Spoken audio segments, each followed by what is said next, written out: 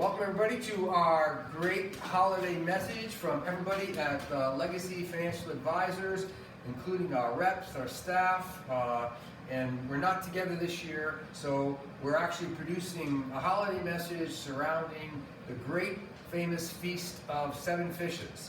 And we're going to have our guest chef, Matt Pescatore, lead us through cooking all these traditional seven fishes. No matter what holiday you're celebrating, we want to say Merry Christmas, Happy Hanukkah, Kwanzaa, New Year, everybody, because we won't be able to be together sharing food and drink this year and sort of good cheer, that we're going to try and spread a little good cheer by giving you all this message and some information on how to cook some of these great traditional holiday foods. So in fact, I'm going to turn it over to Linda, and she's going to actually tell you what the seven fishes are that we're going to cook.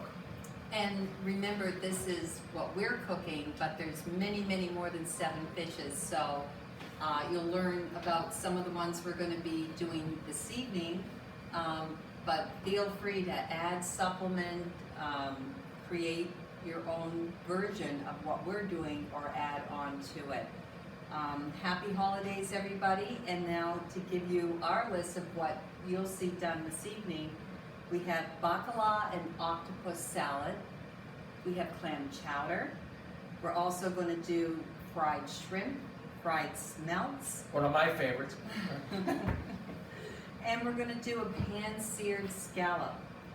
Also, we want to bring some clams into the picture, so we're going to be doing a clam linguine dish, baked stuffed clams, and it's quite an education because everything can be cooked in unison to help make 2 or 3 different dishes, which is what I have been learning today.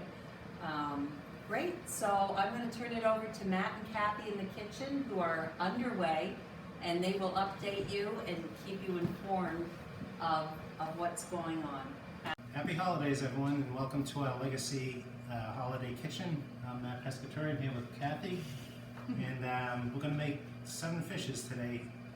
Like Linda said, we can, we've just picked what we decided, as far as the shrimp and the scallops, but you can use whatever fishes you want. So basically, we have everything prepared, and as we start cooking, we're going to show you, what we put in for ingredients. And as always, if you have questions, you can always we're going to post the recipes on our website, and go from there. All right, for the bacala and the octopus salad, basically what we did so far, we took the bacala. Basically, the bacala is, in case people don't know, it's a dried cod.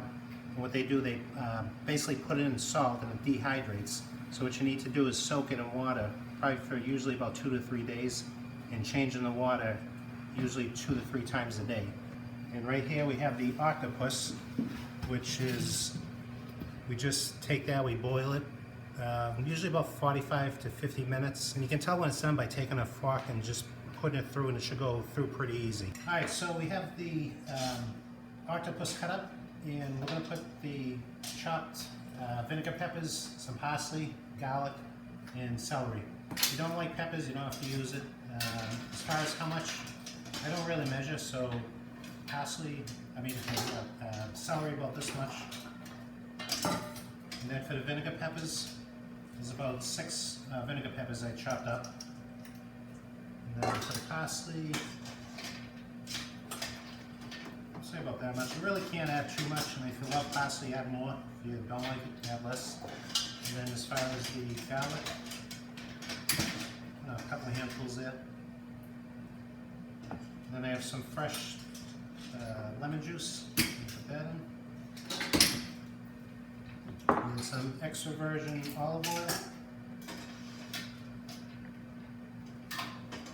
And then what I'm going to do, I'm going to mix this, and after I mix, I'm going to put it in the refrigerator so it marinates. Alright, so it looks like we're all mixed here. For the seared scallops, what we're going to use is just very simple again, salt, pepper, a little bit of thyme, a little bit of parsley. And what we're going to do, we're going to sear them in a cast iron pan, and once they're done, we're going to take them out and we're just going to drizzle some lemon juice over it.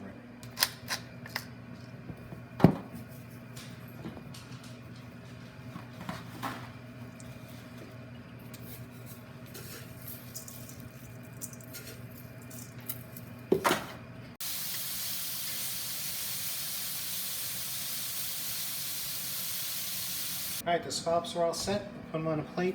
Got a little bit of lemon juice, a little parsley as a garnish. I usually use toothpicks. You can use it as almost like an appetizer. And there you have it. All right, so the mussels are all set. You can see how they're all opened.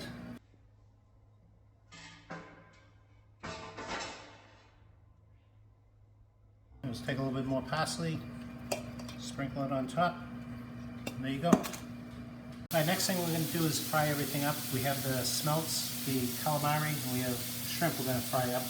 I'm making a batter, and what I do is, you can use regular flour too, but I actually use a fish batter, where you add the flour and you kind of add some water.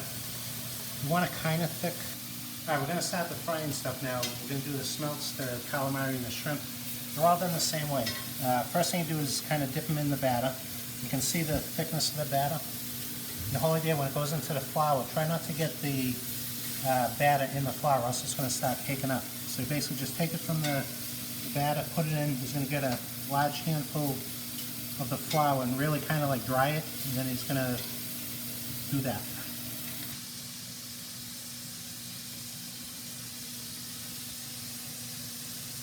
Heat it up. I usually heat it up to about 300 degrees.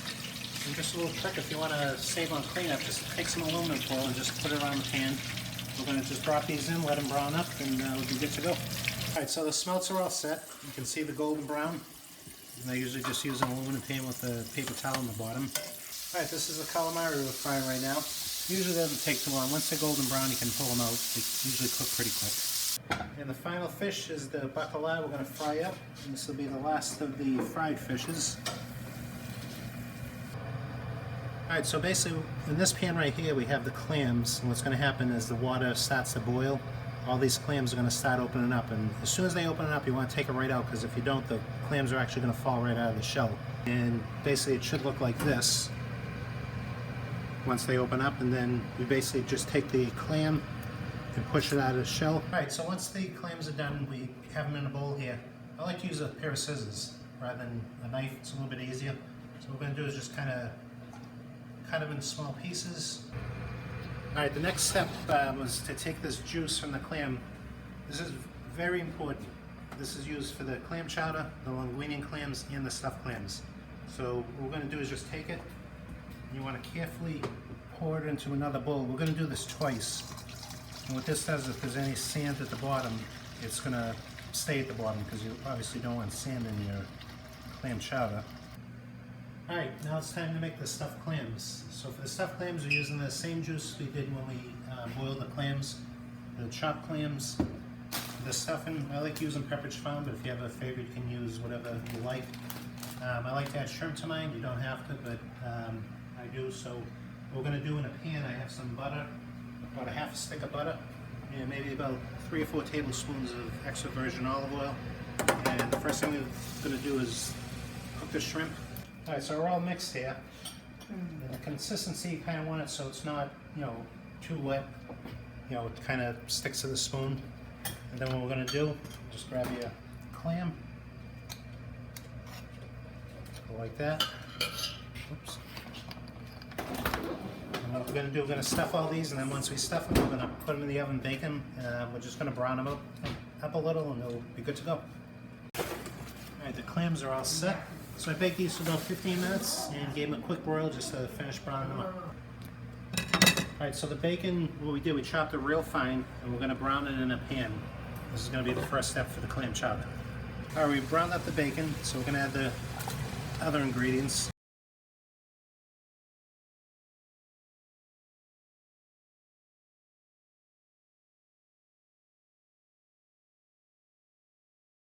Alright, we're getting the light cream ready, and what I do, I add a couple of teaspoons of either Wanderer, or you can have regular flour. You want to mix it while it's cold, because if you put it in while it's hot, it's going to clump up. What this does is it makes the clam chowder a little thick, so we're just going to kind of mix it in. And over here, we have the broth boiler with the potatoes full, and now we're just going to add the clams. I added the cream, and I added the clams, and I put a little black pepper in here, so what we're going to do is just wait till it boils. And there you have it. We're going to start the linguine clams right now. So for the linguine clams, we're using a different type of clam. It's called a little neck.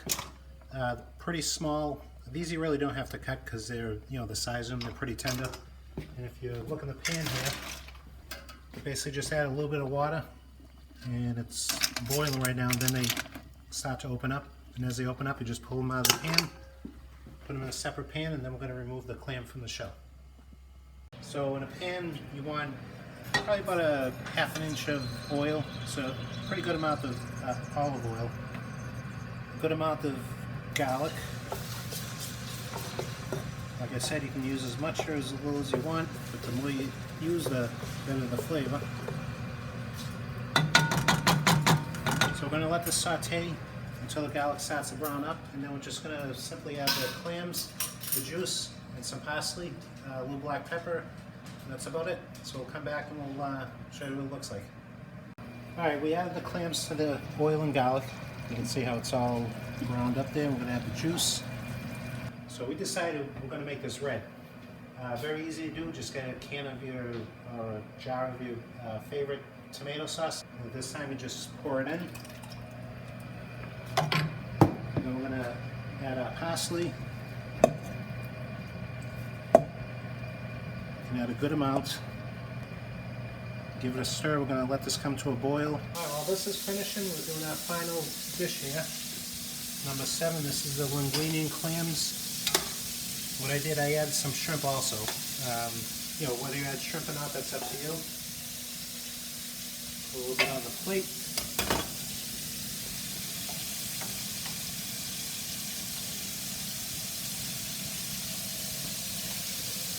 Alright, like I said, this is our 7th dish. I hope you enjoyed everything. Obviously, if you have questions, feel free to reach out to me at any time, and I hope everyone has a happy holiday season. And a well-fed season, thanks to our head chef from Legacy Financial, Matt Pescatore, who's responsible for all the cooking, all the recipes, and all the history behind 7 Fishes. So if you have a question about cooking, call Matt. If you have questions about cleanup, call his wonderful wife Tina, right? And if you have questions about other things, we're here for you at all times. Have a very happy holiday season. Thank you and good night. Happy holidays. So with that, we want to wish everyone a Merry Christmas, a Happy New Year, Happy Holidays. And as I say in Italian when you're cooking, Chindan, 100 years. Salute. Salute. Happy holidays. Happy holidays. And happy From holidays to you. The Legacy to all of you.